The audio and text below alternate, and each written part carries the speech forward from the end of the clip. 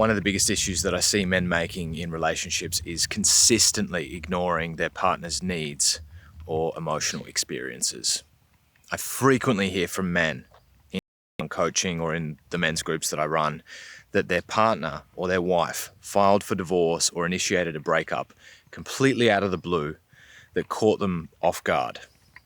Now, this can only occur if, number one, she has failed to communicate her needs and she's basically not expressed any form of complaint and simply wanted to eject from the relationship, which is usually pretty unlikely. Very often a woman will try to communicate what she needs more of, what she's not getting, what you're doing wrong, etc., fill in the blank. And the other scenario, which is far more likely, is that she has tried those things and her complaints have fallen on deaf ears. Or, if not deaf ears, the man has consistently responded by getting defensive, by attacking back, by invalidating her experience and basically justifying his behavior.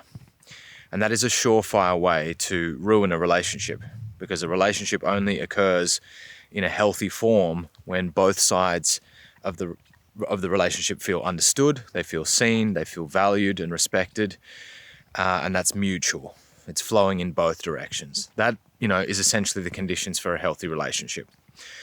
So, knowing that this is such a common occurrence, I think it benefits us a lot as men to understand why this happens, where we go wrong, and what we can do about it. So for me, in my own life, this is something that I've failed at as well, because early on in my relationship, I consistently ignored her emotional needs. I invalidated her feelings. I would get very defensive whenever she would complain about something. And slowly over time, this crippled our relationship. It removed the sense of safety. It dried up the intimacy. So we actually had long periods of time where we didn't make love. And she eventually stopped bringing her complaints to me altogether and grew very cold. And that's when I knew things were going south very, very quickly. We ended up breaking up. Multiple times, in fact. We got back together. Eventually, we managed to figure out what was going wrong. It took her breaking up with me for me to actually have the hard look in the mirror and to see what I was missing, what she was needing that I wasn't able to give her. And when I really had that honest look in the mirror, I was like, shit. I definitely recognized that I was falling short in a number of really important departments. So if you as a man want to be successful in a relationship with a woman, we need to develop some form of emotional awareness and intelligence. Women thrive when they feel emotionally seen, held, and understood. That's when a woman becomes soft, sensitive, feminine, when she becomes playful and sexy. And I think we as men, I think we can all agree that that's what we love when a woman is able to express herself like that.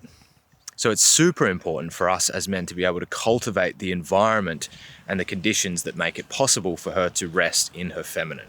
If we don't do that, and instead we consistently get defensive whenever she brings up a complaint, we invalidate her experience and her feelings, and we create conflict as a result of that, she is forced to rest in the masculine. She becomes guarded, she becomes very defensive, hostile, combative, and withdraws emotionally, and because of that, also sexually. Women need emotional safety before they're even willing to engage physically or intimately.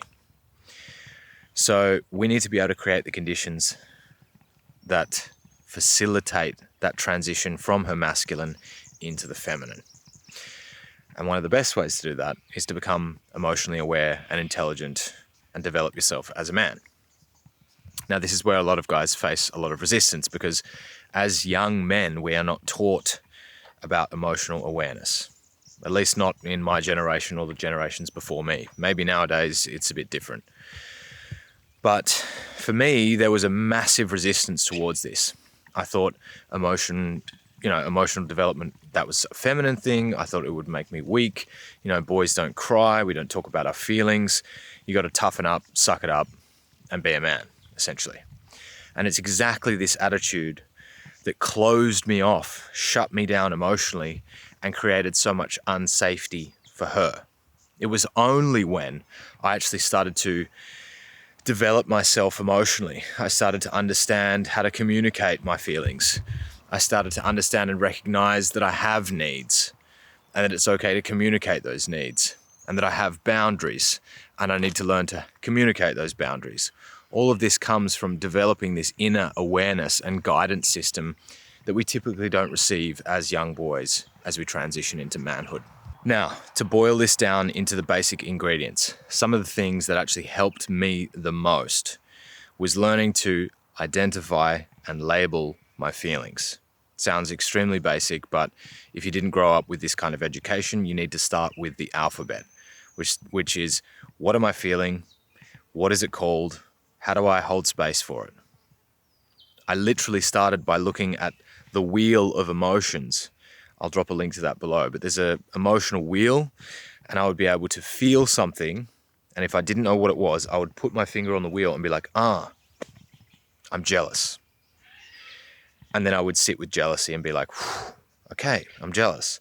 At least now I have a place to start. I have something to communicate to her, instead of just being, I'm fine, or, I don't want to talk about it. I would actually be able to say, my love, like when you said that thing, or when, we were out last night, I saw that guy talking to you and I felt jealous. That's vulnerability. That lets her see you, and you open the door into your inner world, and suddenly she feels much closer to you because she can see your heart. This is just a small example, but this was a practice that I started to incorporate into my relationship. I just started to develop this. I started to have these kind of conversations with her, and slowly, she started to become more feminine. She started to become softer. She started to trust me more. We started to have healing conversations that would basically sort through all of the mistakes from the past, one thing at a time, and create understanding. And that built so much more trust into our relationship, whereby we were able to reconnect after we'd broken up multiple times, heal the damage that was done, and actually build the kind of life and the kind of relationship that we have now, which is, nothing short of just the relationship of my dreams. It's amazing. So if you're a man who's in a relationship and you feel there is distance, discord, a lack of emotional intimacy and connection between you and your partner, do not take this lightly.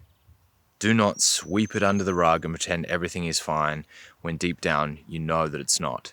If your woman is coming to you with complaints, if she's articulating a certain unmet need in the relationship, this is a red flag.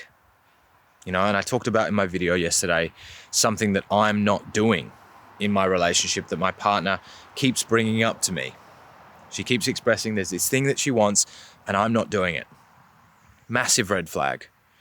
Okay, maybe it's a small thing now, but if we fast forward 5 years and I still haven't fixed that thing, that's going to become like a wedge between us. That's basically the cancer starting to form in the relationship.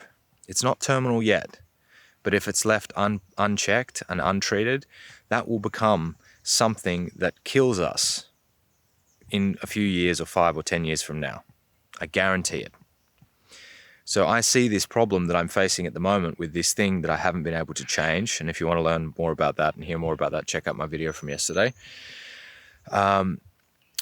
That's like a critical error. That's like a top priority for me, is addressing that thing in our relationship, because I've seen too many times how small things, small emotional unmet needs, or these kind of complaints that go unaddressed over time, they just eat away at the foundations of the trust. They eat away at the relationship. It's a recurring theme that is just that one thing that's wrong. If you fast forward enough time and enough repetitions, that will be the thing that ends a relationship. So if you're a man who can resonate with this and relate to some of what I've shared here, this channel is definitely I talk a lot about my own story. I run a podcast as well, the Awakened Evolution podcast, where I go deep diving into all of these topics, really pulling apart the mistakes I've made in my relationship that I've seen again and again and again through coaching and client work. And if you want to learn more about becoming a conscious man in the 21st century, subscribe and follow me for more. And I'll see you guys tomorrow.